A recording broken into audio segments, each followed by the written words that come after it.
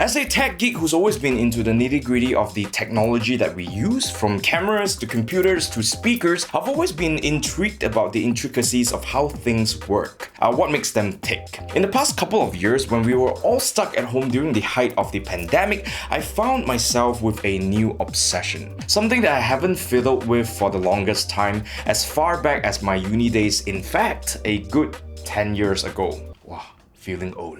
I'm of course talking about watches. And this is the G-Shock reference GM-2100 also nicknamed the Casioak, and this is my first ever watch review. God tier.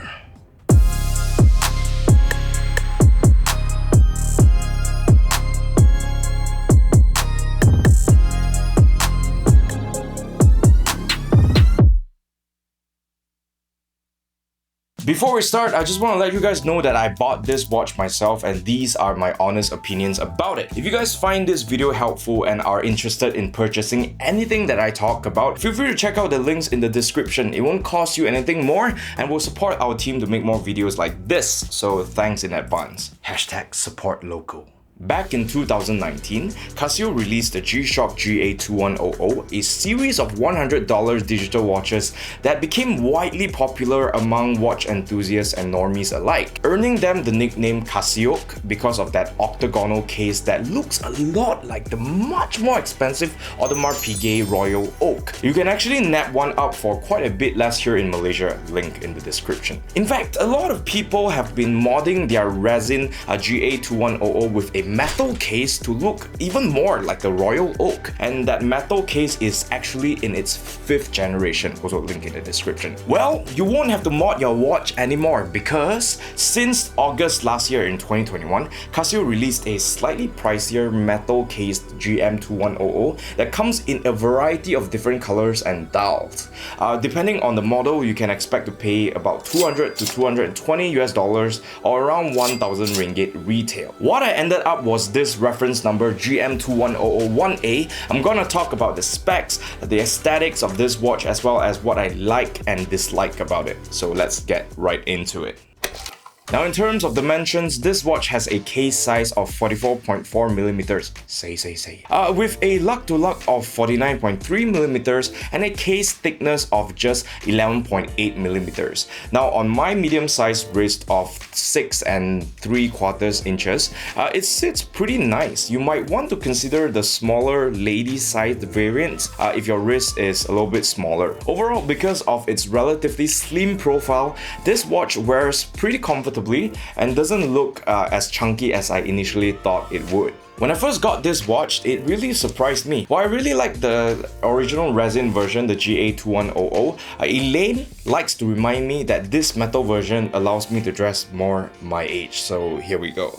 We're not gonna get the Royal Oak level of finish because that thing is, well, expensive. This watch with a stainless steel case that is polished on all sides with a brushed bezel and back still looks quite a bit more sophisticated than its price tag might suggest. Well, if you can look past the techie squarish font all over the bezel, that is. Taking a closer look, you'll see a flange ring with notches that slopes down to a flat dial that houses the lens-shaped hour and minute hands, a negative colored LCD display which among other things displays the seconds, as well as a sub-dial for indicating the day of the week. Now this dial has a brushed finish made with a vapor deposition process with corresponding hour markers. What really drew my attention to this dial was the subtle rainbow CD-like sparkle from the cap in the middle as well as the outer edges of the indices. Other than telling time, the GM-2100 also comes with a bunch of other functions.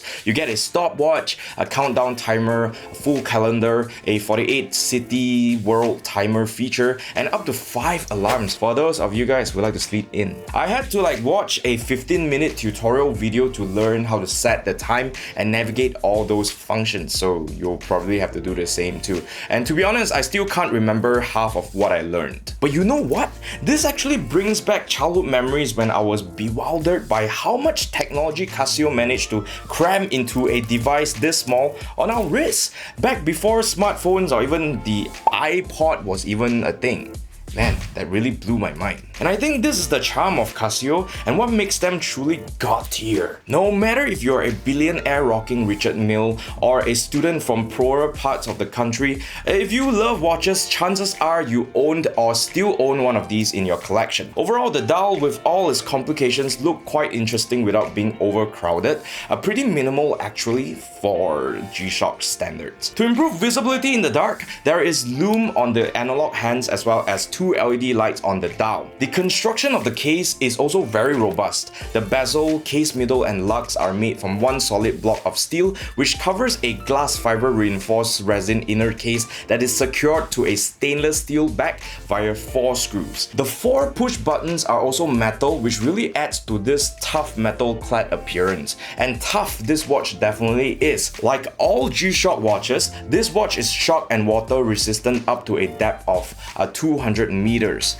Now, even though the glass is mineral glass, it really held up pretty well given the fact that I've worn this watch during workouts and even when I do video shoots. That brush bezel is slightly raised so it shields the glass from most knocks and scrapes. Its hairline finish also helps hide any scratches that are common from a usual wear and tear. Bar some minor scratches on the polished surfaces, this watch looks pretty much like the day I got it. Now, in terms of the strap, Casio has given us a resin band with a quick release that is 60mm where it inserts into the case, while the strap itself is 25mm at the thickest and tapers down to 21mm. You can slap on some t-shirt and jeans with its stock resin strap or dress it up with a nice leather strap when you're going smart casual or even formal, kind of pushing it, but if you like, and it won't look too out of place, so it's pretty versatile. Though you'll need to purchase these strap adapters that I will also link in the description.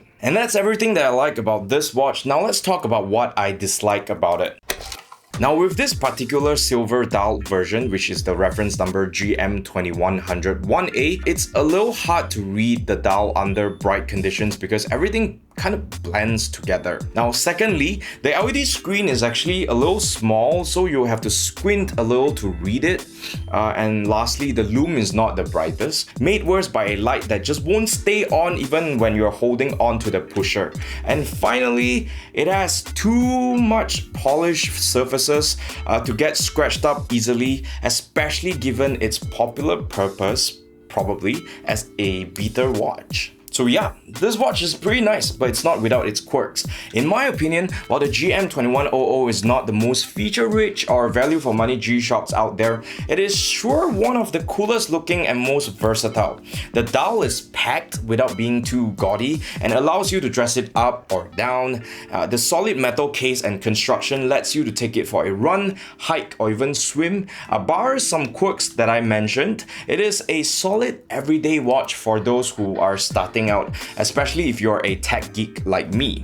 Of course, if you want to spend a little less, you can always get the resin GA2100, which is pretty much the same thing without the metal case. Or if you want to spend a little bit more, you could get the newer GMB2100, which not only comes with a metal bracelet, but also even more features like Bluetooth connectivity and solar charging. And that is everything I have to say about the G-Shock reference number GM-2100 If you thought this video was helpful, don't forget to like and share. Also subscribe to our YouTube channel to see more content like this. Feel free to leave a comment down below if you have any questions or suggestions for other watches that you want me to review in the future. I'm no watch expert, but I'm definitely an enthusiast and look forward to make more videos like this. And I'll see you in the next time.